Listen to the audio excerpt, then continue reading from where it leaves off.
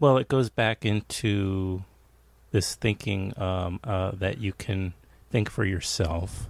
Right. You don't have to be part of groupthink. Yes. In terms of a happy ending, which we're all kind of so accustomed to, we're all expecting it. That in of itself is an appeal, right? Is an attraction because you can actually make a movie with or enjoy a movie. Maybe you don't have to make it; you just want to see it and watch it, and that it's an act, almost an act of rebellion to just participate in that where there isn't a happy ending or where the good guys get killed. Well, and it's bleak. I mean, because otherwise, what explains the appeal of bleakness? Well, I think to people, why would people want to invest their time and their, into watching something that's presumably so entertainment is cathartic, and I think the idea of a bleak ending is to rally up your instincts to make a wrong right. So the idea is you leave the theater and you want to see a better world. You've just been brutalized by what could be. I do think that's the role. There's a film I love called The Mist. I often speak about it, and it had an unbearable ending. So much so that not only do some friends of mine dislike the movie, but in fact they offered the director $100K to change it. And he said, no, I'm going to stick with it. That was Darabont, who also made The Walking Dead and The Green Mile and other popular films. But he had great passion for this ending, and it is based on a short Stephen King story, and he turned it into a feature. I think it's great. It has Aristotle's sense of time and place. It all takes place in 12 hours. Aristotle's sense of single location in a supermarket, and it's very bleak and has really strange creatures. It takes place in a supermarket? Yeah, in Maine. There's a mist that comes in, and you don't say. You don't want to leave that supermarket after a certain while. Yeah, when you know what's in the mist. And then the other element that it has that I always like is that the people are worse than the monsters, although the monsters aren't so great. But the people turn on each other, which seems like... So it's bleak. Yes. Bleak with bleak sauce. Right, special sauce. Special bleak sauce. Yeah, got it. Sauce. Anyway, well, this is the job of horror, is to unsettle you. Yeah, so right. Hopefully you walk out either feeling grateful for what little miseries you have or determined to change the world for the better. Or you just want to go to bed and crawl under the pillow. What do you think of Shudder? Shudder. This is the streaming service. Well, Shudder is fantastic, and I have to say, like so many things, it started particularly fantastically, and because I knew some of the people involved with its creation, I was very, very endeared. But I think just when you visited, you felt a real curatorship, and that people cared to put up both the classics and then the slightly less known, and then the truly eccentric, and they've built on that. I don't know if it got sold or something happened and it became more corporate, but I'm sure in this day and age that it was driven to become, a bigger and bigger enterprise. But no matter what, it's still a great destination. If you love horror, it is like the Netflix of horror. I think that, I don't think I'm speaking out of turn, but you go there and there's a wide variety of stuff. I think, if I have anything in my tone of voice, I only regret that, like every one of these streaming places, they now want to make original content. Right. Yeah. And to sort of the detriment of keeping their film library going.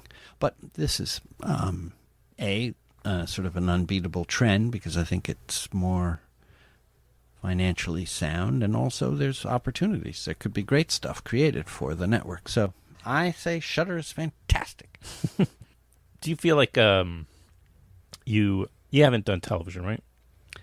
No. It's all, I mean, it's television by and large. It's that you can say, whether it's through standard or, I don't know, what broadcast television, or whether it's through some of the other serial platforms that do serial stuff, like Netflix.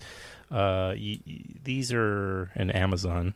These are all corporations.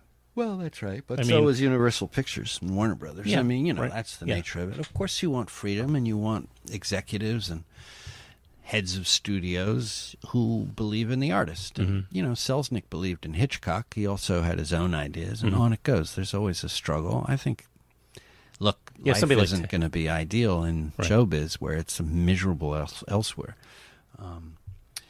My resentment about television has been that I find it oppressive that you're expected to watch 10, 12 episodes and invest that much time in something. I always use the example of Fargo, which was a really good show. It was just relentlessly good, and yet I could take it or leave it after a while. Whereas the movie, you could watch that 90-minute movie over and over. It's a treasure. As I have. It's a treasure. Right. You could quote it. You could. So it speaks to me about the power of the cinematic experience. Now, having said that, I have tried to make TV. I've pitched stuff, and once you were in it, my friend Jim Mickle made Happen Leonard, and he had a great run of it. What's it called? Happen Leonard. It was on. Now I miss these things, and I know Jim Mickle's how could work. you not? There's so much stuff. Right. But the point is here's a great filmmaker. He made 3 features. Jim. Sort of at the low budget level, and then he graduated to this great TV show, which was very much consistent with the authors he'd been working with, and it was a beloved show. So there you go, and he learned a lot, and it's a quality picture. But much as I love Jim Mickle, I couldn't watch it all. I just can't tune in I got other stuff to do. Right. I'm telling you. Well, it's design. I guess it's designed for people who have the time, or and for people who want to find that time. And I get binge viewing. Speaking of the old movie stars, I had a real good time with Feud, which was about Bette Davis making whatever happened to Baby Jane. And that was fantastic. So television has its place. I just can't keep up when everybody says, have you seen this? Have you seen that?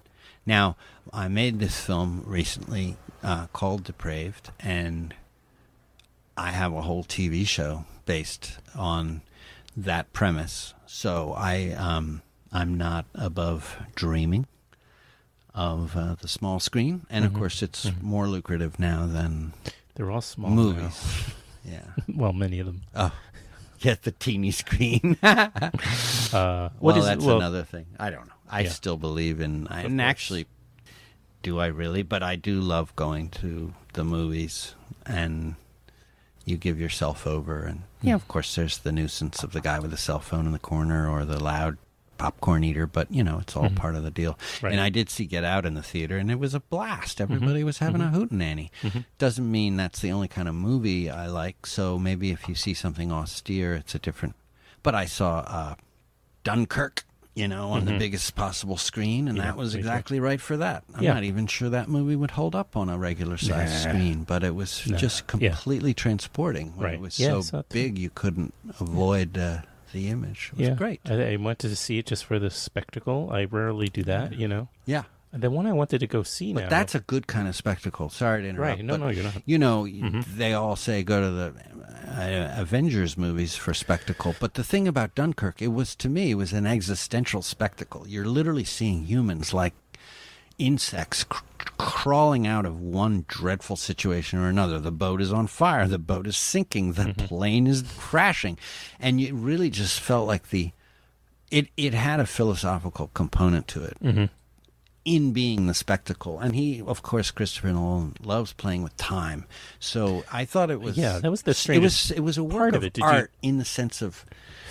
It was like a beautiful sculpture. That shouldn't have worked, and it was certainly not a commercial idea to have 3 concurrent stories being told on the same in 3 different three different time frames. Meaning that one was a day-long thing, another was like a 2-hour period, or maybe honestly, I know I I'm can't wrong. even quite figure it out. I remember just though that there were 3 different.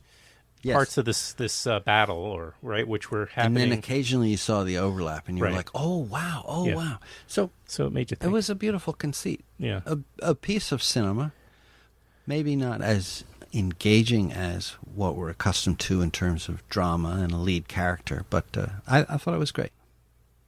What can you say about Depraved then, as we maybe wind down? Because I know it's you're in the edit. I'm in the edit. I'm hoping to finish in the fall. I'm very happy to finish my version of Frankenstein within the year of the 200th anniversary of the book by Mary Shelley. Which is still a... my movie is called taught in schools. Craved. Oh, as well it should be. It's a masterwork. I mean, whether you like the book or not, there's a graciousness to it that's unexpected when you're picturing the Karloff monster and the legacy. But the themes are very strong, of course. And I wrote mine out of an innate love of the story. I didn't really adapt the book or adapt the movie or do anything. I don't even know how I wrote the script. I got to be honest, it was so long ago.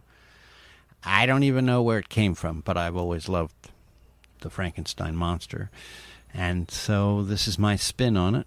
And it's really about psychological shocks and where we are and just the sadness of humanity and growing up and disorientation and subjectivity and all the things that I find interesting and that I find exist in these horror tropes. So it's sort of like my old film habit in terms of reimagining a classic in my own very personal way. So that's what it is. I should be finished September or so, and then one searches for any kind of love in this day and age from festivals or critics or buyers. Maybe in that order, but hopefully in that order. Inevitably leading towards the big sale, and then it'll come out. I don't know when. Or maybe it won't, and I'll self-distribute, which is what I did with Habit. So that was a very different time.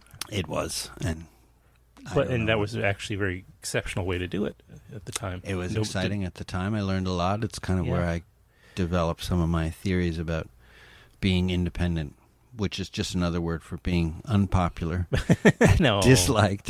So then suddenly you're independent. Well, because no one will have you. People should seek out habit. Seek out a bad habit. And, yes, I have many habits. So that's not been a problem. Doing this podcast. Yeah. It is becoming a habit. What have I done? Thankfully. I've done 4 or 5 of these. Oh, I think now, maybe even. Well, you did a couple of... well, I was a guest with others. Right. Yeah. Well, that's what makes this one nice. I think very special, which is to have you all to myself again. But with one and with Jack, and very fun. That was very fun. I was having Mercury was in retrograde that day for me, but in the sense of but you pulled it together. One would never know, except for the startled expression on your radio guests' faces. Luckily, none of that was seen. Yeah. So depraved, and again the Ranger, Jess Wexler was her name, or Jennifer Wexler, and that one. Who's distributing that one? I don't. Well, we're going out in theaters now, and then we hope to announce its ultimate destination soon enough. But there's so many secrets. What's after theaters? I can't reveal. Then there's sort of streaming and Blu-ray and DVD and those things still happen, eh? Yes. Yeah. And perhaps even a soundtrack album. So there's always hope. We really like to milk it. Yeah. And then and then Glass Eye has some other irons in the fire, but I don't usually talk about stuff till it's really ready. Happening. Yeah, right. Till it's got traction, it's got legs, whatever. Yeah, it's got legs, it's got traction. But we soldier on. It's a tough, brutal landscape, showbiz, but you try to make your partnerships and see what can be done. And what other options are there after all? That's right. And we have Tales from Beyond the Veil. We'll tell everybody about that. We'll make sure people know how to find August it. 22nd. August 22nd. The Ranger, August 17th. Good Lord, that's predates. And then the Ranger's playing in a lot of festivals around the planet. Then look for Depraved, I guess, in the new year. It's very depressing making a movie because you're really in it. Yeah. And then you realize you have to wait to present it. Sure. See, then you have to kind of get the enthusiasm back up again, which I guess come that time it's pretty we have easy. Comic-Con, and we'll be selling stuff there. That's a fun, sort of a fun Here in New event. York? Is We did it in New York. The San Diego one, I think, just That's happened. for the big boys. Yeah. No, we're just a small That fries. would be very expensive to set up there, right? Yeah. I imagine. And then the travel and everything else. The whole thing, yeah. Yeah. When is the New York one, though? That's in the... It's in October. Yeah. I love the fall. The fall is a great time of year. Sure. We'll have the elections, so there'll be endless That'll be good news. hand-wringing and Yeah. real horror up on screens all around. So whatever, we'll see. These are tough times. It's important to embrace the arts and to remind yourself that there are things that matter that you have control over, like reading a book of poetry or trying to take in some nature. These things actually matter. And Sit down with an instrument. or play an instrument. That's put right. some time. Invite somebody over for the evening and play together. Yeah, I think that's and really... pound beers and play instruments. There you go. That's my That's your idea of a good time. prescription from... Yes, exactly. My son has a record coming out with his band. I mean, a record, it's an album. I don't know how it'll be presented to the public, but that band is fantastic, and I'd tell you all about it, except they might change their name, so that's frustrating, but that music is good. And I've been involved in helping him along, so... My son played the cello. He was going to a school that cool. required the cello, and he got very good at it. Good. But he didn't care. And that was the problem. But it's hard. tough. He was 10. It's a different time, 11. It's very hard to So, get the yeah. kids to realize the value of music. I Yeah. took piano lessons. I was Me too. terrible, Yeah. and I gave it up. Uh-huh. I wish I hadn't. And then I learned the saxophone on my own, and it's been a lifetime of humiliation with little sprinkles Moments of pleasure. Yeah, I took the sax in junior high. I would get good at with any instrument that I was. That's cool. I was good at piano, but I took to the guitar because I took jazz, and then I played at summer camp. I learned how to play all the folk and the rock songs. You know, Sure, that was. of course. And then the guitar was good because it got you girls, and it. It's funny you say that. and also I was it's going to say you portable. can get chicks with the Yeah, guitar, the but then I didn't say it because I don't want to get in trouble. I know. Oh. Larry, I don't know what- self-censoring? I can't imagine. Absolutely. You kidding me? Have you seen what they've done to these? Not on my set. I'm very What old is- school. I tell dad Well, even jokes, which is just a code for old white man jokes. Yeah, dad jokes. That's right. Yeah. I hadn't thought of that. That makes perfect sense now to use that phrase. Yeah. It's so much better than calling yourself an old white man, after all. But right. Just dad jokes. the last thing we could just mention, because even my son came up to me, and because the commercial for, I guess. What? The James Gunn being fired for these tweets, and I just it's a great example. Not to retread, but it does speak to young foolishness and deleted, apologized for, and yet he has to. You know, I'm very opposed to. I'm troubled by the identity politics and the trial by Twitter. Yeah. I do feel like there's a lot Public of people. shaming and- Yeah. yeah. I think there's a lot of people who feel there's it's time for a shakeup, and I accept that. I've certainly and fought we're in that for it phase, so everybody, myself. unfortunately, a lot of people that may not deserve quite the same. It's called collateral damage, but Yeah, exactly. I also think this could be handled differently, but I'm not going to say better because I'm not sure what to do. How do you the problem is the left is effectively eating the left. The right just continues doing what they're doing, and they're doing it more viciously, and Than ever. so they just are tickled by all of this. It's like the only competition Right. is infighting and taking each other down. Now we may come out of it with something exciting, like obviously there's certain elections that have been promising, and I'm as progressive. While I'm progressive on certain fronts, I'm certainly an environmentalist. I think capitalism is destroying us. I don't think healthcare is a right, but I think any sane society would have healthcare. It's all semantics at a certain point.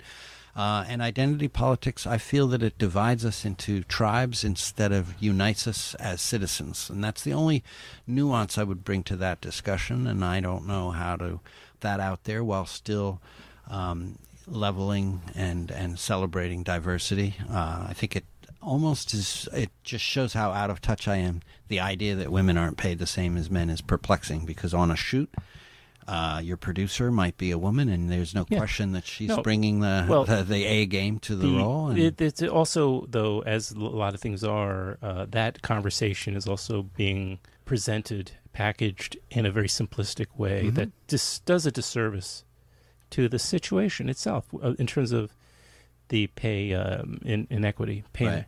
Because it's not really talking about it in a completely honest way. They're not talking about necessarily people that are working side by side. They're talking about general swaths of Is that right? Of pay. See, I don't even know. When you hear that somebody's getting 78 cents to the dollar because they're a woman, that's perplexing. Right, but if you have... But maybe you're saying... No, what I'm saying is if you hire two middle managers in some company, they're both being paid the same. It's not necessarily the case as it's... They're talking about larger numbers that have to do with... that are much more... It's much more nuanced. It requires a much more nuanced... dissemination. Well, this is a good point. So I'm not saying there aren't inequities and they need to be corrected. I'm not saying that. Right. But I'm saying that it's being kind of advertised in a false way. Right. And simplified for the sake of outrage, which is what we were saying about the weather. And then the left, as you say, also. I do think the right is also eating the right, though. For instance, like these quiet, cowardly congressmen Republican congressmen who will watch this what unfolded, let's say, in Helsinki or wherever it is. So there's so many cases and so many examples that that they're remain silent. Not resisting. They're of course, going that that they're bananas. It's literally bananas. They appear not to stand for anything. Anything, right? Well, of course they are going. They are going to pay. I mean, it may be, but it's a long-term thing. It's I admire your confidence. I'm not sure. That suggests that there's an equilibrium and that we are, in fact, a decent society. I don't know that that's true. I feel like, in fact, I don't mean to say you're being complacent, but we have to fight hopeful. You have to fight for equality. You have to fight for truth, to use a cliche of the day. This stuff, and even, the assumption that we'll always have the internet, that we'll always use our devices, and the kids are fighting for more and more this and that. But what if the power goes out? There's a kind of the human animal is so detached from the reality of existence in this modern culture that they don't even recognize how fragile modern society is. And so they sit there and bicker about things that they're lucky to be able to fight about. And it really, I find it upsetting. There's something we can talk about. Disconnects is my political website in which I try to sort through these ideas. Oh, you have you've built the site? Yep, it's called disconnects.com, disconnex.com. And there I just present some basic topics in, I hope, a very simple way, and I just try to reframe a little bit. It's neither left nor right. Anyone would say it has a left bias, but I'm trying to just say, let me get this straight. We have climate change deniers, but what if it is true? Are we really doing the right thing? Why do we hate alternative energy? It's just as vital a job. What is the bias against it? And, just tries to ask some simple questions. Now, then what? Are there, or is it a forum, or is it a place where people, are you getting responses? Is it? No, because I'm too shy to really get into it. Okay. But at first, it was just a way to put out my thoughts. Did you find it like a cathartic thing? It was very cathartic. It remains cathartic. I keep a news feed on Facebook, which nobody on the planet knows about. I just put articles up there. There's a narrative that tells the story of what I found. Oh, you can't disconnectsnewsfeed.com or Facebook, whatever it is. So if you go to Disconnects, you can find all this. There's a reading list. There are books I recommend. There's videos that I recommend, and I have actually maybe I've seen original videos as well, like Ron Perlman Speaks, Sebastian Younger.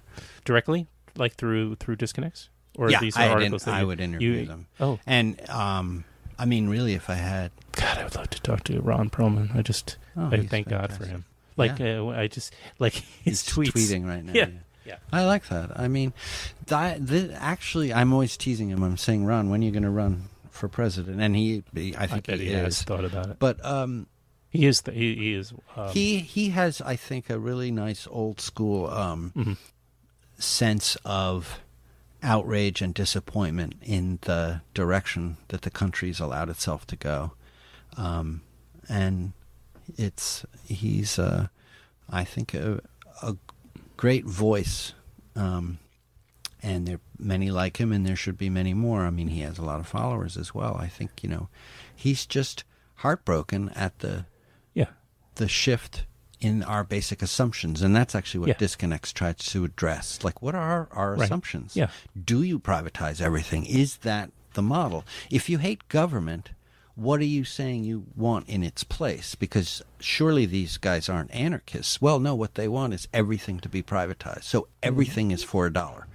You wouldn't even go get your grandmother or help the lady across the street if there wasn't a monetary value attached to it. Yeah. That's a society that is dysfunctional. Right. Sure. And we have trained ourselves somehow to apply monetary value to everything to the exclusion of basic kindness. And that's the real toxicity of President Trump, is that he's bringing his base simplistic understanding of the world to the national stage and just spouting garbage. It's very discouraging. And I assumed, maybe I'm wrong, but I assumed that it was just a lot of simple people who finally got a candidate who was even simpler, and who wouldn't. I mean, the whole idea of the Trump voter anything. is obviously very much more complex. Some of them are angry racists. Right. Some of them are probably a little bit weirded out by him, but admitting you're wrong is the last thing they're going to do. And I think a lot of people are just so disgusted with the way the left presents itself that they'd rather just crash and burn than sort of listen to that shrill voice, and that's a problem. This is a problem. This is the left's fault too. Yeah, sure. Well, which is to say they need to come up with something wholesome and empowering to talk about rather than scolding. And I think this is why I get into identity politics. You may quickly say, oh, listen to the white guy saying no more identity politics. No, I'm saying let's do it in a more inclusive way that speaks about our obligation as people in a society, as civilians, as opposed to look what you all did wrong historically and you must apologize, endlessly and be thrown out of the ring.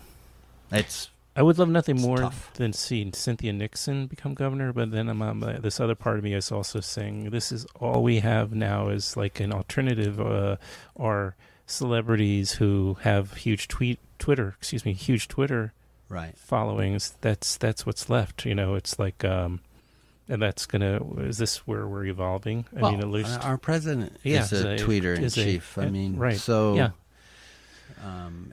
I actually believe that celebrities have a right to get into politics if they have something to say. I thought Al Franken was a very thoughtful politician. He left in shame, but he also left entertainment. Right. Well, hasn't Cynthia too? Or she's still doing? I don't know. The TV show. I don't know. We won't know. But I appreciate her collaborations with Robert Altman, where she was the daughter of the president. Do you remember that? No. Oh yeah. Robert Altman, who was, of course, a pioneer even in doing television a generation before it became vogue. Yes. He made a series about this guy running for president, and they shot it during the actual caucuses. And cool. And Cynthia Nixon was his daughter. You don't remember that? No. That series? Oh, it's so good. That's cool. They brought it back on HBO years later. When I guess he was running for president again or something. I can't recall. Maybe in the first thing he was not running for president. I can't remember. But yeah, Robert Altman directed. That's sweet. Anyway, yeah, I should check it out. That was a great show.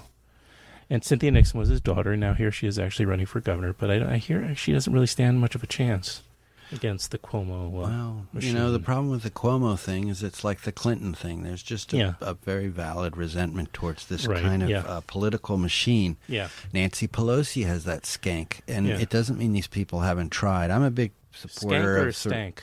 Stink, Stink, stunk. yeah. Stink, stunk. Stick, snicks, hicks, picks. No, it's very true. It's just because they feel establishment. They don't feel like they're light on their toes in terms of responding to this assault that we're undergoing with a kind of elegance and ferocity that is needed. We can't just... but Bernie has that. Bernie has it. I Bernie didn't has it. include Yeah. him No, I know as you an didn't. old stodge, stanky. And he's not doing a TV show. No, yeah, Bernie was, is, I guess, still a hope. Mm-hmm. But I'm sorry, he's like 180 years old. Can Maybe, we have some new... we have Cortez and so on. Right, but if Bernie... There's someone named McGrath who's...